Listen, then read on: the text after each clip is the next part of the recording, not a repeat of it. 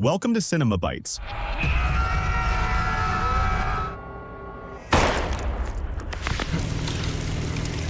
Your go-to for movie recaps in a flash. Big twists, epic moments, all in just minutes. The movie starts at 8 in the morning in a forest reserve called R4 National Park. A forest ranger named Benjamin Fanny was at his post when his supervisor started the morning round on the walkie-talkie, checking everyone's locations. When it was Benjamin's turn, the supervisor called several times, but there was no response from him, and it seemed like he was overwhelmed at work. He stuck a note on the announcement board at his station with a very strange sentence written on it: "I owe this land a body." After that, we meet the young woman Lennon, as she heads to her new job as a forest ranger. On the walkie-talkie, someone brings up the recent wave of disappearances in the gardens and reserves in that area. Lennon stops the car to get a tissue, and when she leans back in her seat, she finds an animal standing in the middle of the road staring at her. She freezes in place for a moment from its gaze, then the walkie-talkie suddenly makes a loud screeching sound that startles her and snaps her out of her daze. Now the road is empty again, and the animal has disappeared in the blink of an eye, just as it appeared. At the ranger station, Lennon overhears two of her colleagues mocking the matter of her appointment when Ranger Jackson introduces her to them. The two act dumb as if nothing happened and slip away. Jackson congratulates Lennon on her new position and comments on the rumors that she's been trying to get this job for years. She brushes him off, but remains distant from everyone, only answering questions briefly each time. In the first briefing, Trainer Janong warns them that there are no mobile network towers in the reserve, and some areas don't even have electricity. But Lennon seems more interested in the missing persons posters, one of which is about Benjamin Fanny. The news of Lennon's new job also pleased two of her acquaintances, Harold and Margaret Finley, despite their old age. They said they were planning to go camping soon because Harold had a knee surgery and his doctor finally allowed him such an adventure. Finally, it was time for Lennon to take over one of the stations, and it turned out to be Benjamin's old post. The ominous note was still stuck there. With satisfaction, Lennon pulled off the tape covering it. The ranger's facilities were basic, but it was all she needed. Lennon quickly started organizing her things in the place and made sure to secure her weapon very well. But when she spread a map on the wall, we discovered her real goal. She's investigating the mysterious disappearances. It seems she has personal motives, as she also pinned a photo of herself with her family on the map. As she lay on the bed, she noticed that the previous rangers had left their marks on the wooden desk, and we see that one of the names was Fanny. At 8 o'clock, the morning round called Station 114, and Lennon immediately responded, telling them she was going on patrol in the Black Mountain area. A note on the announcement board warned that the ranger at this station would be away for 3 days and asked that no one steal his supplies, as that was all he had to last the summer. After that, Lennon began her journey, listening to the same radio program discussing the forest mystery. They say there are rumors that the disappearances happen near the granite fields, and the highest number of cases are in Arvarez National Park, which also holds the record for the number of cases each year. Most of the victims are children. Among the strange details of this phenomenon is that the bodies often appear without shoes, and there are places where rescue teams had already searched before.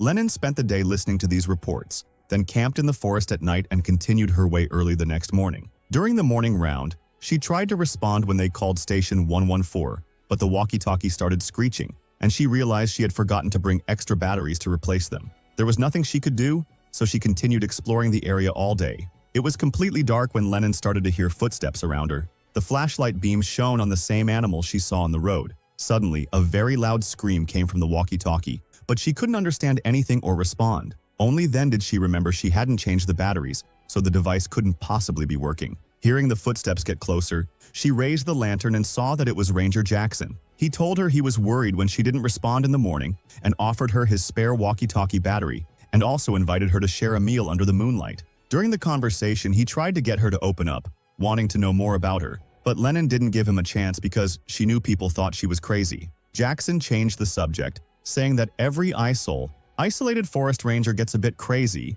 and asked if she was sleeping well since many suffer from insomnia in this job. They camped next to each other to sleep, and in the morning Jackson again offered her his spare radio battery, saying these devices are old and unreliable, but it's safest to have a working one. Then each went their own way, and Lennon returned to her shelter, exhausted to the point that she fell asleep as soon as she lay down. In a mix between memory and dream, she saw herself playing with a little girl under a very tall tree, until a woman's hurried voice asked her, "Where's your sister?" That ended the dream, and she woke up sighing in frustration, as if this wasn't the first time she had that dream. That night, she marked the Black Mountain on the map and set off for the next area the following day, doing everything the same way as before, covering different corners of the reserve and always marking on the map the part she had already visited. But it seemed she never found what she was looking for. The disturbing dream never left her. Always the same tree, the same little girl, until one day, exhausted from another fruitless exploration, she turned off the light in the shelter and went to sleep. After a few hours, a thin shadow appeared on the wall, revealing stealthy movements of someone outside. Lennon didn't see it. She woke up feeling that something was wrong and turned on the light. Suddenly, someone started banging hard on the door and a man's voice was calling for help. Lennon asked him what happened, but he didn't answer, his voice becoming more panicked, as if someone else was with him, begging her to open the door as quickly as possible. Knowing this was part of her job, she had no choice but to help. In the end, she opened the door. The man was completely terrified, grabbing her arm and saying there was no time to waste. She explained she at least needed to put on her shoes before helping him, and convinced him to let go of her arm. But that seemed to shatter his hopes, and he began crying, backing away quickly. Feeling for his state, she ran after him barefoot and reported the incident to the control center. A little later, she was startled by the man's scream as he called for a woman named Sarah, and she ran toward the sound. Finally, she caught up with the unknown man, who was collapsing in tears, telling Lennon that his companion had been here. Exactly. But now, no one can find her. The next morning, a search team was already at the site. Jinang clarified that the missing girl's name was Sarah Greenberg. The garden was divided into squares, and each person would search in a certain area. But Jackson didn't let Lennon join the team. He said someone had to stay at the shelter in case she showed up alone, even though he knew it was unlikely. Lennon herself said the girl would have appeared if she was around, because she wouldn't have been able to ignore the helicopter. Jackson didn't listen to her arguments and insisted on his decision. But Lennon decided to disobey the orders, and after a while she left another note on the board with the same previous warning, and an extra message for Sarah Greenberg in case she actually searched that spot during the search. Lennon is struck by a traumatic childhood memory when her sister Jenny got lost in the forest and was never found. The memory was so vivid that Lennon accidentally screamed Jenny's name once instead of calling for Sarah. After searching for the girl all day, she found a piece of cloth that was torn and stained. A few meters later, she saw someone standing in the woods with their back to Lennon, arms outstretched in front. Lennon approached and realized it was Sarah Greenberg, very dizzy and covered in wounds. She was looking down, mumbling nonsense, but seemed to snap out of it when she heard her name, then asked if Lennon was a real person. Even though she found Sarah, Lennon didn't escape punishment for disobeying Jackson's orders. Jinang fired her from her job at the reserve and told her to stay at her post, with no more exploration trips until the end of the week when the helicopter would come to pick her up. Lennon had to accept the decision, but felt it was unfair, and barely managed to hide her anger. Since she lost her job anyway, she decided to break Jinang's rules as soon as her leg healed. But instead of exploring the remaining areas on the map for the first time, she went back to the same path where she found Sarah. Even as she searched every rock along the way, she found nothing worthwhile, and the piece of cloth was no longer there. In the middle of the night, the radio suddenly started crackling, and Lennon turned it off again, thinking it was faulty. She couldn't sleep, so she left the tent with her flashlight and saw something moving quickly among the leaves a few meters away. As she tried to see what it was, she approached and asked who was there. When no one answered, she kept searching around her and heard heavy breathing nearby. Suddenly, she glimpsed what looked like a person crawling in the low trees, going to hide behind her tent. Lennon identified herself as a forest ranger, saying she could help if there was a problem. But when she went around the tent, there was no one there. The breathing started mixing with the rustling of the leaves intensely, as if something was coming in that direction. Lennon got scared and went back inside the tent, trying to listen to what was happening outside. A huge shadow suddenly appeared right next to her, stretching long fingers towards the tent. She grabbed her gun and warned that she was armed. The thing paused for another moment, then walked heavily toward the tent. Suddenly, Jackson called her name on the radio, telling her that someone was lost nearby and needed help from all the forest rangers. Without realizing that Jackson didn't even know where she was, since the agreement was for her to stay at the shelter as punishment, she replied that that person had just passed by her. Then, the radio started crackling strangely again, switching between static and Jackson's voice, but she managed to hear him telling her to go look for that person. Lennon listened and stayed in contact with Jackson, until suddenly she found herself at the edge of a lake. This lake was on the other side of the garden, miles away from where she had been a minute ago, and she didn't understand how she got there. She tried to explain the situation to Jackson and got even more confused by his response. Jackson said she was exactly where she was supposed to be, then recited the forest ranger's motto: "Leave nothing behind, take nothing with you, and let nothing die." Lennon's skin crawled when she realized that the voice might not be Jackson's at all, and she hurried back to the tent, but stumbled when she heard Jenny's voice on the radio. After another dream about the past, she woke up dizzy and saw she was still at the lake. Through the radio, Jackson's voice recited the motto again and accused Lennon of taking something from its place. She didn't see the person climbing down from the tree behind her, but she heard something and went there. She found blood on the tree trunk, and suddenly Sarah appeared in front of her, just as she was when she was found, and asked again if Lennon was a real person. Lennon started to break down, curling up on the ground, covering her face with her hands. Jenny appeared for a brief moment and whispered a hint in her ear, telling her she had to return what she stole to the forest. Lennon left the radio behind and kept walking until she heard two people talking and felt relieved when she saw it was the Finley family camping. But unfortunately, they couldn't see or hear her, as if she were a ghost.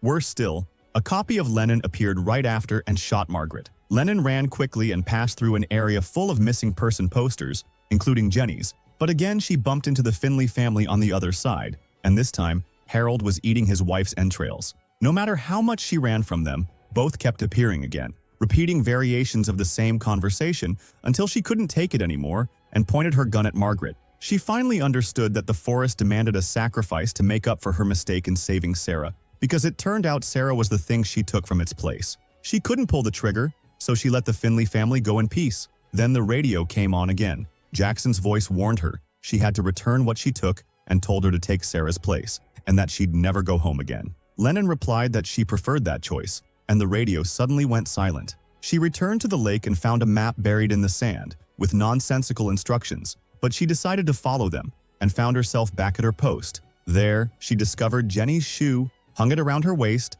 and passed through the door, and unbelievably, entered the house where she spent her childhood, not far from the reserve. She remembered the last day Jenny disappeared, when the two were playing together and Lennon lost sight of her. Then she saw an old radio, and heard the conversation between Jinang and Jackson on the day Jenny disappeared. Jinang even found her, but told Jackson the girl wasn't lost. The forest took her. As she moved into the other rooms, Lennon's house started to transform, forcing her to follow a certain path and face several horrors. She saw her mother's despair, a depressing funeral, and her father also killed himself. When the lights went out and a terrifying shadow appeared, Jenny's voice guided her sister to their room, which was filled with water. Lennon asked for forgiveness, and she swore that she never stopped looking for her. But the girl said it wasn't her fault, and after Jenny suddenly disappeared, Lennon left that case and went face to face with Fanny, who was yelling.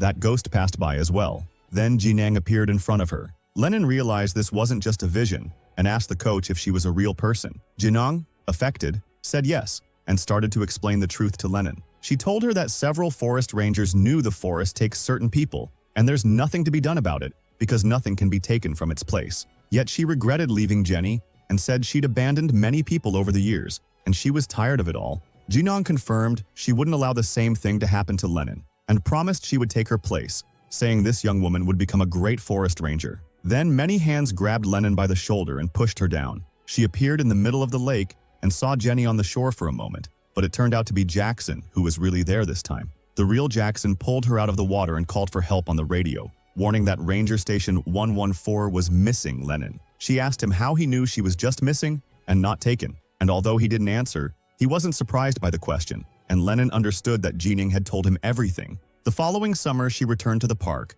and this time Jackson was the one leading the briefing sessions, since Jinang was missing. She really did take Sarah's place so Lennon wouldn't be taken, and could keep her job in the Forest Service. And while she was still at Station 114, she arranged her things the same way as before and hung up the same map. This time, it had stickers for both Jenny and Sarah. At night, she left her own mark on the desk and claimed this spot for herself once and for all. After some time, she was camping when Jackson called everyone on the radio, announcing that there was a boy lost near the lake. Lennon was nearby and responded to the call, saying she could help with the search. At team base, copies of the boy's file were handed out, and his name was James Moore. Lennon took the coverage area and started searching, calling his name. After a while, she saw someone standing with his back to her, mumbling something. When he turned, she recognized James's face and grabbed the radio to report she'd found him. But then he asked if Lennon was a real person. She saw that he was one of the forest's chosen, like Jenny and Sarah, so she replied that she wasn't a real person. The boy turned away again, looking hopeless, and Lennon put down the radio without reporting and walked away. And that's the end of the movie. See you in another summary, and thanks for watching.